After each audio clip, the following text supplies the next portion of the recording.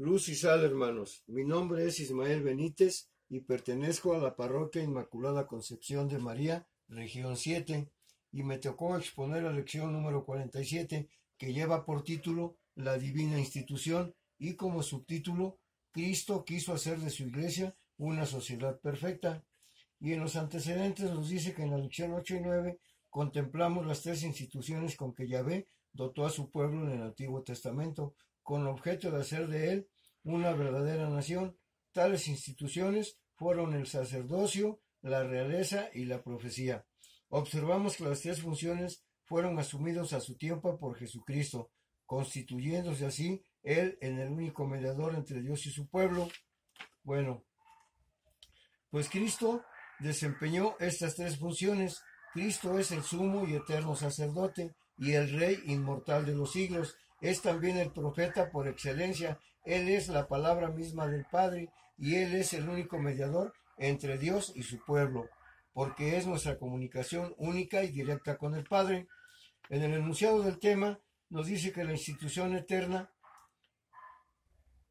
En esta lección contemplaremos al pueblo de Dios a través de los siglos del Nuevo Testamento hasta el fin de los tiempos y más allá en la eternidad del seno de la Trinidad Santísima, y cómo la moral tiene lugar en este pueblo institucional que llamamos con el nombre de Iglesia.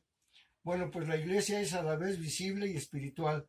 Cristo, el único mediador, estableció en este mundo su Iglesia Santa, comunidad de fe, esperanza y amor, como un organismo visible. La mantiene para comunicar por medio de ella a todos la verdad y la gracia. La Iglesia es a la vez sociedad dotada de órganos jerárquicos y el cuerpo místico de Cristo, el grupo visible y la comunidad espiritual, la Iglesia de la tierra y la Iglesia llena de bienes en el cielo. Esta es la institución eterna fundada por Jesucristo. Desarrollo del tema. ¿Qué es la Iglesia como institución? Como institución única fundada por Jesucristo, es una sociedad perfecta, en la que intervienen elementos divinos y elementos humanos, según fue la voluntad de su divino fundador. Los elementos divinos son aquellos que el mismo Jesucristo dejó constituidos. Los elementos divinos son los elementos esenciales de la Iglesia, aquellos sin los cuales la Iglesia dejaría de ser como institución divina. Por tanto, estos elementos no pueden dejar de existir en ella y son inalterables. Los elementos humanos son derivados de los divinos, existen en cuanto que se apoyan en los divinos. Así los elementos humanos resultan no esenciales, sino accesorios, no inmutables, sino mudables, no inalterables, sino conforme a circunstancias de tiempo, de modo, de costumbres y de exigencias humanas, donde la moral encuentra interpretaciones, decisiones, leyes y reglamentaciones. La Iglesia como institución es santa y exacta, porque su fundador es Jesucristo, es santo, en ella no existe margen de error. Los elementos humanos son derivados de los divinos y son los papas, los obispos y los sacerdotes. Los obispos y los presbíteros actúan en la persona de Cristo, cabeza de la Iglesia, representándolo en el altar, y solo ellos pueden celebrar y conducir la misa y la consagración de la Santa Hostia. La autoridad conferida a los apóstoles. Recordemos a este propósito que Cristo declaró estar investido de toda autoridad, de suerte que es voluntad del Padre que todo sea gobernado por él. El Padre ama al Hijo y ha puesto todo en su mano. Él tiene potestad aún de delegar su autoridad en otros, y así lo hace con los apóstoles. Una autoridad delegada sin interrupción. Esta garantía de continuación de la autoridad delegada en los apóstoles hasta el fin del mundo no puede entenderse sino por la transmisión de la misma autoridad de los 12 a sus sucesores, y así de generación en generación hasta el último día. Muestra de esta delegación de autoridad hecha sucesivamente nos las dan las cartas pastorales de San Pablo a Timoteo y a Tito. Proclama la palabra, insiste a tiempo y destiempo, reprende, amenaza, exhorta con toda paciencia y doctrina. Tú, en cambio, pórtate en todo con prudencia, soporta los sufrimientos, realiza las funciones de evangelizador, desempeña a la perfección tu ministerio, El motivo de haberte dejado en Creta fue para que acabaras de organizar lo que faltaba y establecieras presbíteros en cada ciudad como yo te ordené. El candidato debe ser irreprochable, casado una sola vez, cuyos hijos sean creyentes, no tachados de libertinaje ni de rebeldía. Nos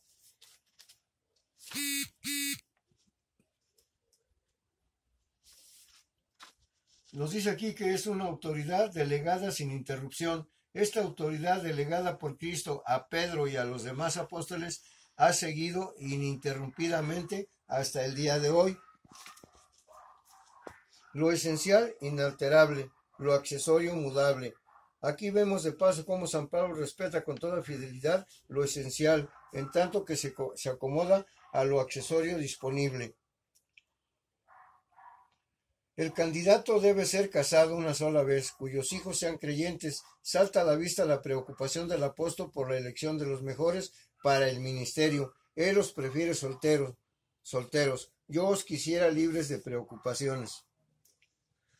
Los sacerdotes, pues, deben de ser solteros para dedicarse única y exclusivamente a Dios y a la comunidad que les fue encomendada.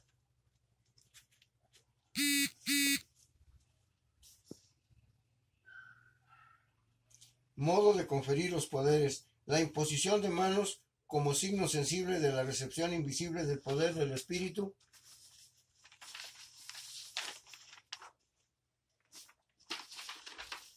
Del Espíritu Santo es el modo de conferir el ministerio, el cual siempre se ha de entender en función de servicio. Dedícate a la lectura, a la exhortación, a la enseñanza. No descuides el carisma que hay en ti, que se te comunicó por intervención profética mediante la imposición de las manos del colegio de presbíteros.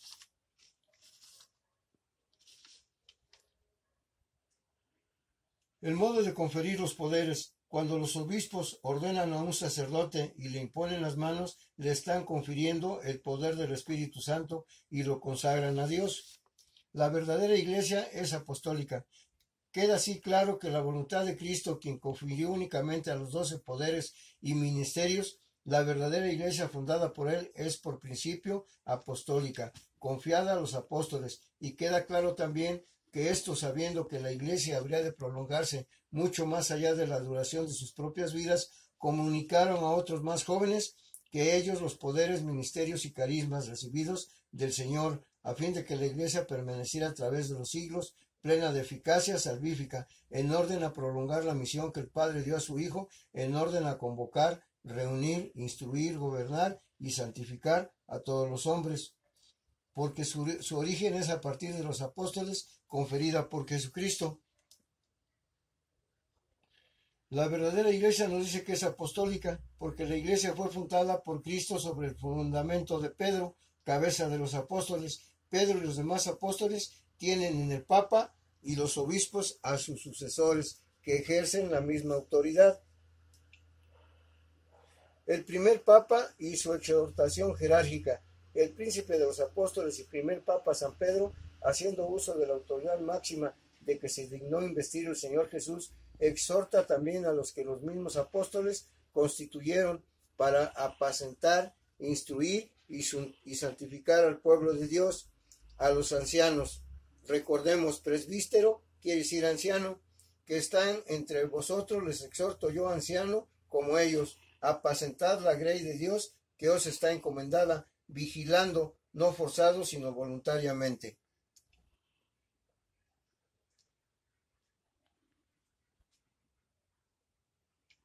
El primer Papa y su exhortación jerárquica. Aquí el primer Papa Pedro invita a los primeros presbíteros a cuidar, proteger el rebaño del Señor Jesucristo voluntariamente, según el ejemplo de Jesús, obediente al Padre.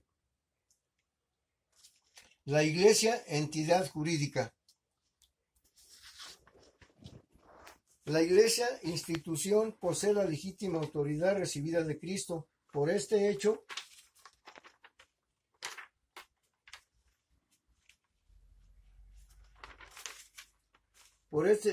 hecho quedó constituida como entidad jurídica con capacidad y derecho de emitir leyes y reglamentos a sus miembros y aún de sujetarse ella misma a normas legales. De este modo comienza a existir la recopilación de leyes eclesiásticas que conocemos con el nombre de Código de Derecho Canónico, en que la palabra canónico proviene de canón, que significa norma, regla, disposición de cómo, cuándo, por qué y para qué debe de ser cada cosa. En los mismos apóstoles tiene su origen las disposiciones de la Iglesia, como lo vemos en este pasaje.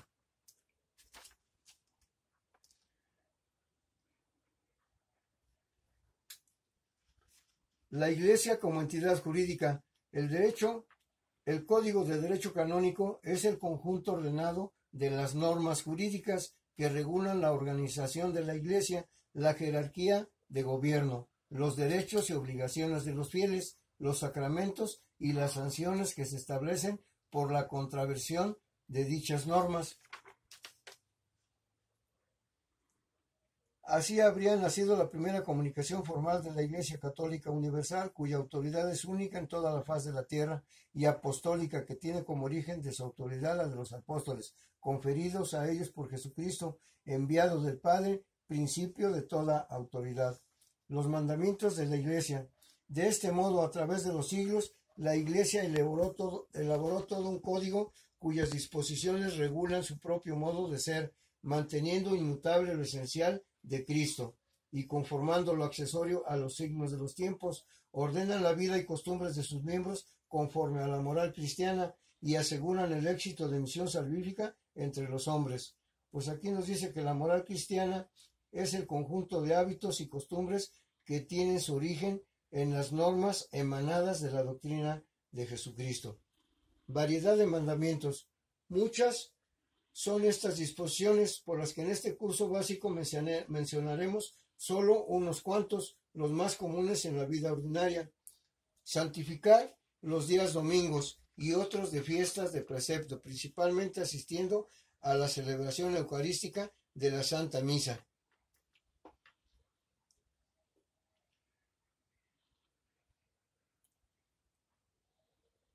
Pues aquí nos habla de santificar los días domingos, que cada domingo estemos presentes en la misa y debemos de confesarnos y recibir la comunión. Abstenerse de comer carne y guardar el ayuno en los días que la Iglesia dispone con el fin de aplacar la concupiscencia de la carne, de que se haga penitencia y se perfeccione la vida interior.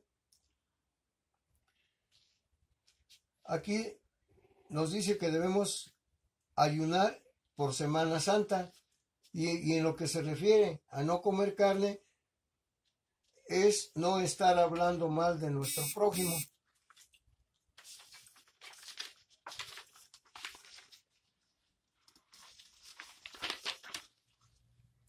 Confesar los pecados, recibiendo la absolución de ellos por medio del sacramento de la reconciliación, al menos una vez al año, durante la época de Pascua de Resurrección.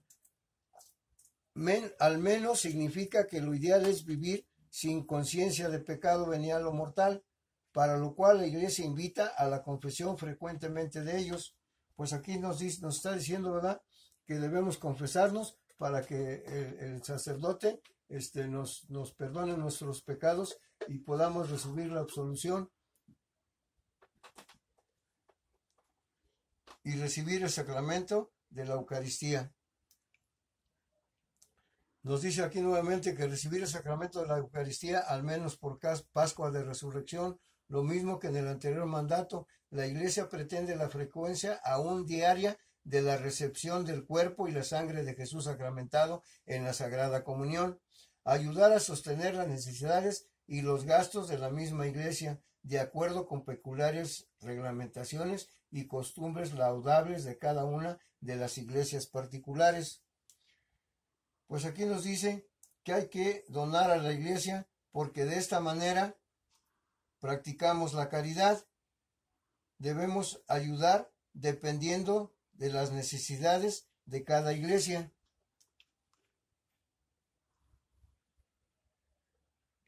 Las disposiciones de la Iglesia y la moral. Como hemos visto, las disposiciones, reglamentaciones y leyes de la Iglesia son otros tantos principios morales que se añaden a la ley natural, al decálogo, a la nueva ley del amor de Cristo, junto con todas sus máximas espirituales y costumbristas, y a los consejos evangélicos para dotar al cristiano de una segura guía de salvación.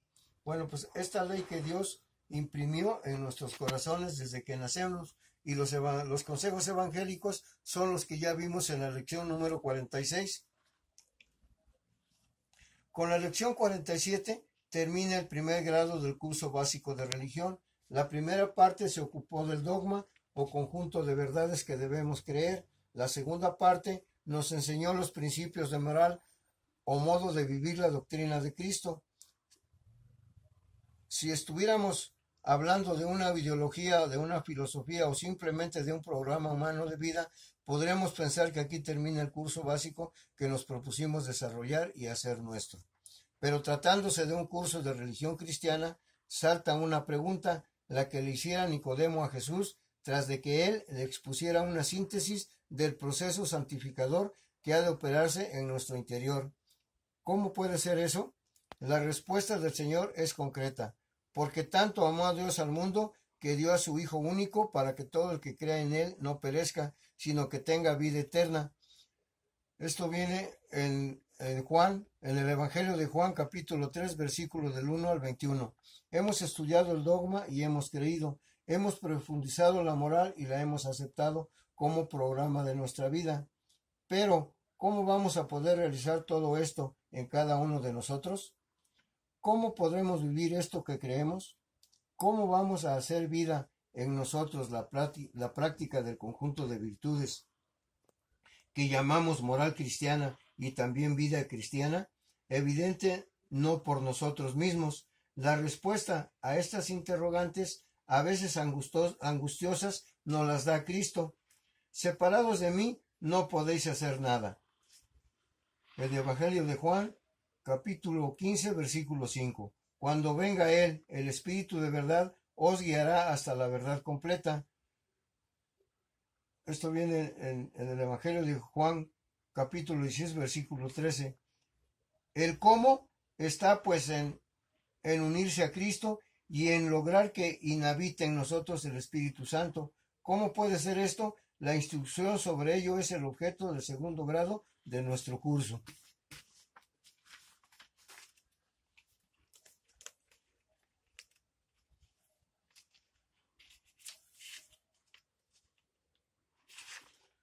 Por lo tanto, hermanitos, se les invita a los alumnos de primer grado a que sigan perseverando y se inscriban en el segundo grado, donde conocerán más a fondo los sacramentos que Cristo instituyó para bien del cristiano. Quedan cordialmente invitados y recuerden que Cristo los eligió para su servicio y es un privilegio servirle al Señor. Es todo, hermanos, por mi parte.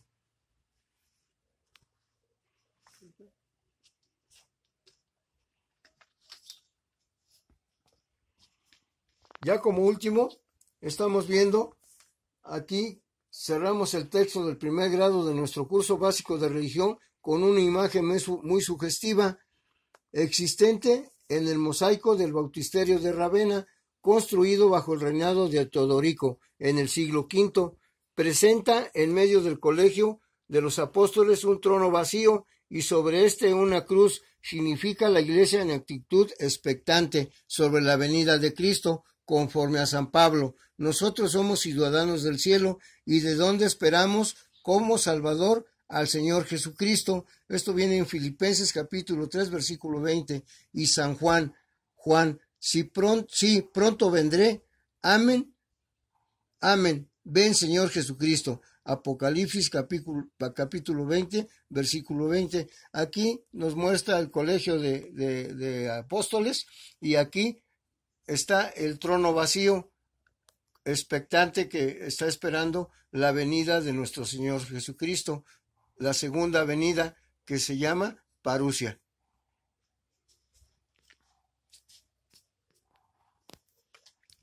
Gloria a Dios, hermanos.